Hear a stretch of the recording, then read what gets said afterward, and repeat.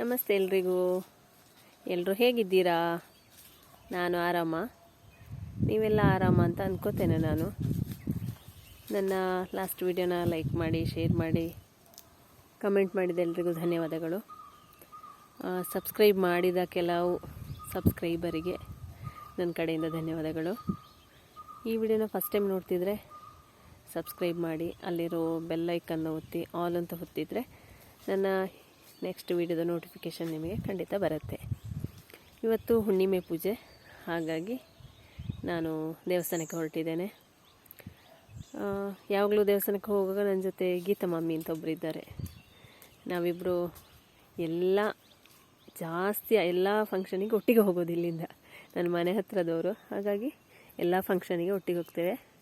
ಒಂದು ವೇಳೆ ನಾನು ಹೋಗಲ್ಲ ಅಂತ ಹೇಳಿದರು ಒತ್ತಾಯ ಮಾಡಿ ಕರ್ಕೊಂಡು ಹೋಗ್ತಾರೆ. ಆದರೆ ನಾನು ಕೆಲವು ಸಲ ಗೀತತ್ತೆ ಬನ್ನಿ ಅಂತ ಹೇಳಿದರೆ ಮನಸಾದರೆ ಹೊರಟು ಬರ್ತಾರೆ. ಬರಲ್ಲ ಅಂತ ಒಂದು ಸಲ ಡಿಸೈಡ್ ಮಾಡಿದರೆ ಬರೋದೇ ಇಲ್ಲ. ಈಗ ನಾನು ರೆಡಿಯಾಗಿದ್ದೇನೆ, ಅವರಿಗೆ ನಾನು ವೆಯ್ಟಿಂಗ್. ಇವರೇ ನೋಡಿ ನಮ್ಮ ಗೀತಾ ಮಾಮಿ. ನಾವಿಬ್ಬರು ಎಲ್ಲ ಕಡೆ ಒಟ್ಟಿಗೆ ಹೋಗ್ತೇವೆ. ಇವತ್ತು ರುದ್ರಂ ಚೆಂಡೆ ಬೆಳಗದ್ದು ಪೂಜೆ, ಹಾಗಾಗಿ ತರಕಾರಿ ಕಟ್ ಮಾಡಲಿಕ್ಕೆ ರುದ್ರಂ ಟೀಮಿನವರು ಬೇಗ ಬರಬೇಕಿತ್ತು.